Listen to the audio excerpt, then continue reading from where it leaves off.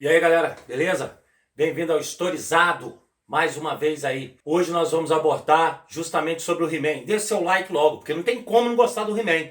Né? O He-Man foi um dos melhores desenhos dos anos 80 e até hoje influencia gerações e gerações. Eu nunca esqueci do He-Man.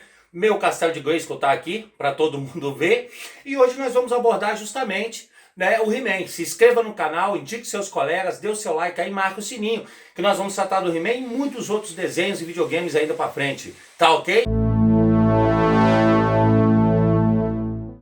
Então, galera, claro que existe, né, toda a história do brinquedo do He-Man e depois do desenho animado, filme, né? A proposta era, né, ser inicialmente um brinquedo e depois veio se tornar o desenho para ajudar nas vendas, né, do brinquedo, né, Master of the Universe, da Mattel, eram os brinquedos, a fábrica da Mattel, né, e será criado o He-Man por Mark Taylor e o Roger Sweet. Eles desenvolvem, e o He-Man de princípio ali seria um guerreiro sumeriano, um guerreiro ali da região da Mesopotâmia, naquela linha, mas eles vão colocar esse bárbaro que é o He-Man um pouco mais depois dentro do contexto medieval. A nossa intenção é justamente entender esses personagens, esse significado. Porque é importante entender que no cinema, no teatro, né, tudo que envolve história faz muito sucesso. Envolveu história, filosofia, física, faz muito sucesso. E os personagens do He-Man estarão em torno de um momento histórico que é a Idade Média.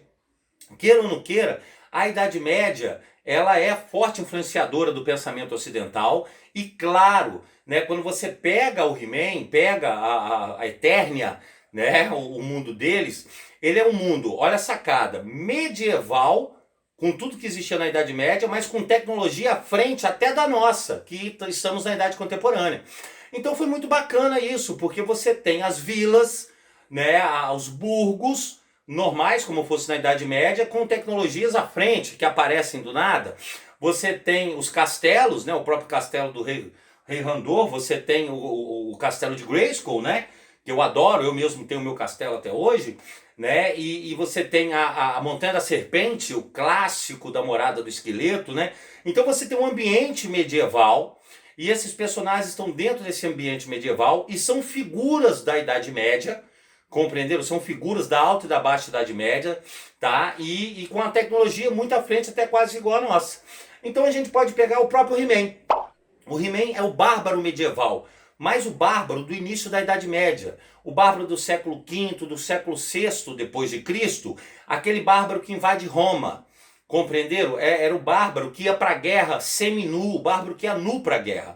Os bárbaros, quando eles iam lutar, nesse período da Alta Idade Média, que eles estavam invadindo Roma, você tem essa queda, né, do Império Romano do Ocidente, eles iam sem roupa, já para mostrar a disposição de lutar, a disposição em relação à morte, é tudo ou nada. Então era uma forma de criar já o terror, já impor o terror, porque o cara ia para a guerra e ia nu. Quer dizer, quem vai para a guerra quer se proteger. Então bota armadura, faz tudo. Isso vai surgir depois na Idade Média. Os primeiros bárbaros eles iam semi-nu quando não iam nu para a guerra com suas espadas, machados, marretas, tá entendendo? Lutar. Então a figura do He-Man é a figura do bárbaro. Observe nas imagens. Compreenderam? Outra figura medieval importante que nós temos seria justamente o mentor, chamado no Brasil de mentor, que seria né, o homem das armas, que produziam armas. Nesse caso, seria o armeiro medieval. Mas eu quero que vocês entendam que os armeiros, por fim, eles entendiam de matemática, física, química. E essas figuras, né, que é o mentor ou é o homem das armas, eles eram os primeiros burgueses. Eles eram artesãos que inventavam, criavam coisas. Então você vê que o mentor, ele tem um laboratório dele, ele é um inventor que começa a surgir na Idade Média e depois vai virar a burguesia e vai dar origem às manufaturas e depois a própria Revolução Industrial, né? Então a figura do mentor é muito bacana em relação a isso de você entender que ele é esse artesão medieval que está inventando coisas. Compreenderam assim? Né? Outro personagem muito bacana seria aí, no caso, né, o esqueleto, claro, o principal inimigo do He-Man, né? O esqueleto, ele é a peste negra. Ele é a morte, é a figura da morte, sabe? A peste negra matou 40 milhões de habitantes dentro da Europa, num continente de 90 milhões. E a morte, ela ceifava vidas. E a ideia da morte surge como uma entidade viva que saía ceifando as vidas. Essa era a ideia. Então o esqueleto, ele é a morte. Sabe? Aquela caveira de capuz, né, ceifando vidas, fazendo mal. Essa era a ideia. Você pode observar esses personagens. Ligado a outro personagem importantíssimo dessa Idade Média, que é o Gorpo. Pô, o Gorpo é tudo para você entender a concepção da Idade Média alta e baixa. O Gorpo é o muçulmano, é o islâmico. Porque no início da Baixa Idade Média, por volta do século XI, XII e XIII, começam as cruzadas. Os ocidentais vão à Terra Santa libertar a Terra Santa contra os muçulmanos. Mas eles começam a ter relações comerciais, relações de amizade. E o Gorpo, ele vem de outro mundo. Quer dizer, para o cristão ocidental medieval, o Islã, o mundo árabe, era outro mundo mesmo. Era um mundo alienígena, um mundo fora do mundo dele. E os árabes, eles dominavam a pólvora, eles dominavam, né, a matemática, a astronomia, tinha uma série de equipamentos como a bússola, né, que vieram da China, mas os árabes tinham contato, astrolábio. Então, o Gorpo, ele é um personagem, tá ok? Que vem de outro mundo, é um mágico mesmo que desastrado, então isso é uma pequena crítica sempre que os ocidentais colocam no muçulmano, né, criticar de alguma forma os muçulmanos, e aí você tem o Gorpo sendo esse muçulmano. Ou seja, ele está sempre com o rosto fechado, igual os muçulmanos usavam, as túnicas compridas que sobrevoam, parece que está voando, por isso que o Gorpo voava, e esse contato de amizade entre o ocidental e o muçulmano, né, que vem de outro mundo. Então a figura do Gorpo registra ainda mais a visão da Idade Média dos criadores do He-Man. Compreenderam? Seguido aqui, claro, do Pacato e o Gato Guerreiro, outro personagem fundamental. Pô, os gatos têm toda uma história à parte na Idade Média para eles.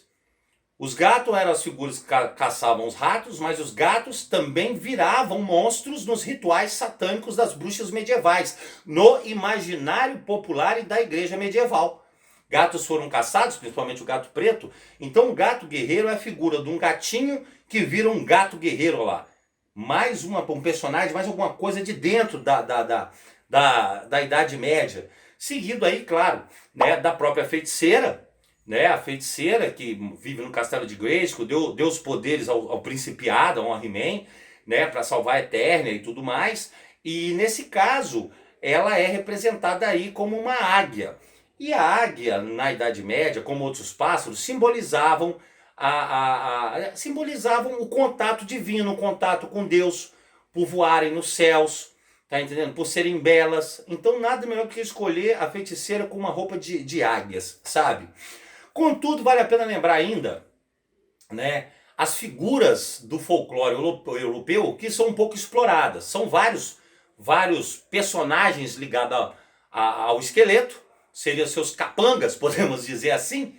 E você tem duas figuras clássicas, que é o Homem-Fera, que seria ligado ao lobisomem, não resta dúvida.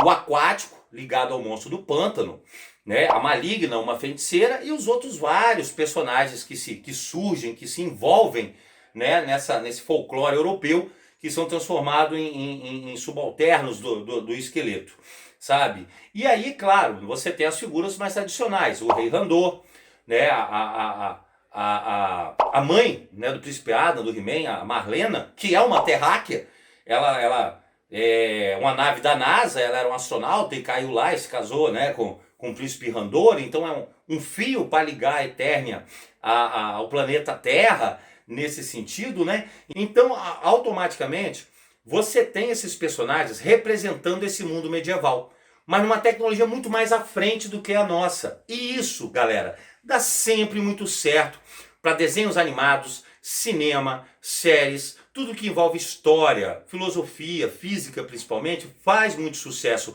E o He-Man não seria diferente. Então, quem gostou, dê seu like aí, se inscreve no canal, indique aos colegas, tá ok? Marca o sininho para receber nossas notificações, porque agora você já ficou estorizado. Um abraço!